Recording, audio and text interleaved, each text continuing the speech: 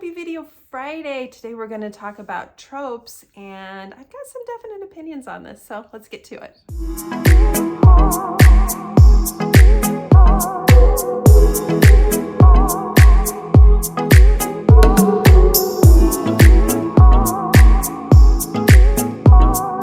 Okay, if you are watching this on a Friday, since I'm recording it on a Monday, and you happen to be at Readers Take Denver, I'm at Readers Take Denver too, so come say hi. I'll be at my table on, I believe, the second floor, somewhere around in there. I think I'm back in a corner. Come say hi. I would absolutely love to see you. I didn't do pre-orders. I do have some copies of some books, my upcoming release, If This Is Love. I've got some great giveaways for some limited edition covers that have been of mine that have been in book boxes. So lots of fun stuff. I'd love to see you. Come say hi. For everyone else, I'm talking about tropes today, and I have struggled with this trope thing because I've discovered anything can be a trope. Anything anymore can be a trope. And the way to market books these days, and I am guilty of this because I get pulled into it through my PR company, through bloggers, through Instagram, through Book Talk, through all of this, like, we want to know the tropes. So you're like, okay, I'm going to go along and give you all these tropes. My problem with tropes is that they seem to be such spoilers. Not all of them. Like cowboy romance, granted, you're going to see from the horse on the front of my upcoming book that it's probably a cowboy romance, and I don't think that's a spoiler. But so many tropes are spoilers.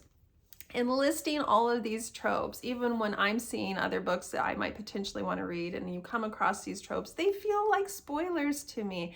And authors work so hard to craft these stories that are going to surprise you and take your breath away and give you angst. And if you have all of that up front, I don't know how you can read a book and have that true feeling.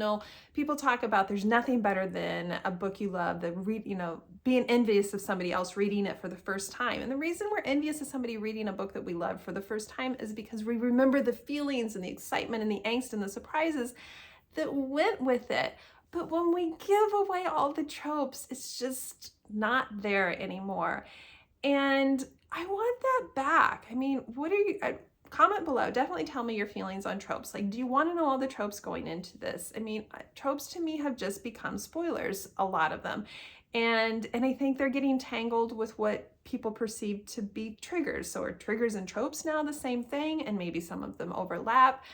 But I am somebody who is 48 years old, and most of my reading life involved going to a library most of the time, sometimes to a bookstore, and I could pick up a book and either maybe the cover caught me or potentially somebody recommended it, but mostly I would turn it over and I read the blurb, and the blurb didn't have a bunch of tropes, didn't have triggers, it didn't have anything like that. It was just like, here you go, do you want to take a chance on this book or not? And that's how I decided. And I loved that because I like reading a book and I like being taken by surprise and I like having my breath taken away. And sometimes I would read a book that I didn't like, and sometimes I would read a book that I got into something, rarely would this happen to me, but occasionally something that's like, I'm kind of out of my comfort zone. Usually I forge ahead because I feel like great things in my life can come from stepping out of my comfort zone and pushing through things that make me a little uneasy, but that's just me personally.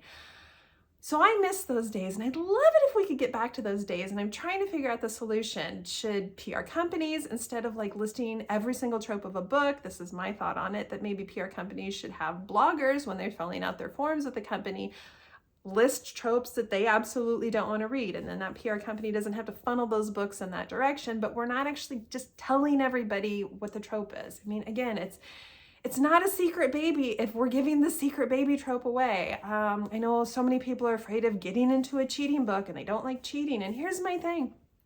I love the feeling of being in a romance novel and wondering if one of these characters is going to cross that moral boundary, that line. I love the feeling that it gives me, and maybe I don't want them to, and maybe sometimes I do want them to. It depends on the book. But I love that feeling, and if I already know what's going to happen, I might have a little bit of that feeling, but it's not going to be the same. It's like we're robbing the experience of these books, and sometimes you wonder if some people don't enjoy a book and they're like, oh, I mean, it was okay, it could have been better. And maybe for some of the books, it could have been better had you not known all the plot twists and the spoilers going into the book. Just an idea. You can comment below what you think. So I'm going to keep this video kind of short. I just wanted to like throw this out there, open up dialogue, have some conversation with you guys. What are your thoughts on knowing all these tropes? For me, I don't have any, I don't want to say any. I'm sure if you went to really grotesque extremes or perverse extremes, I have things I don't want to read.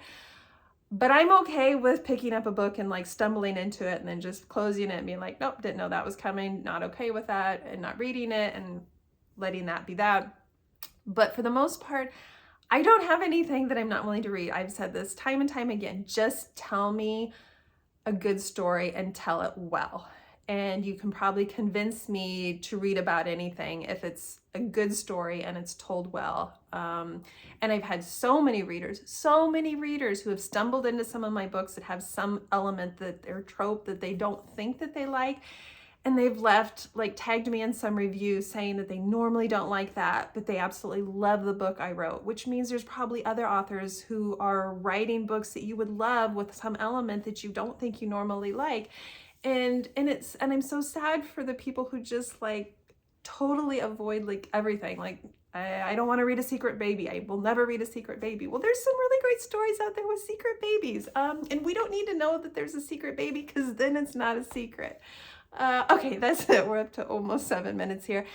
Have a wonderful weekend. Comment below what your feelings are on tropes or knowing what all the tropes are to books. If you're in Denver, come see me. If you haven't read If This Is Love, either through audio or getting an ARC or whatever, it comes out on the 6th. Grab it. It is an edgy book for those of you who like edgy books. I think you'll love it. As blind as you can possibly go into it with as little tropes as you can find on it. Jump into it and let me surprise you in this book. That is it. Have a wonderful weekend. Love you all. Bye.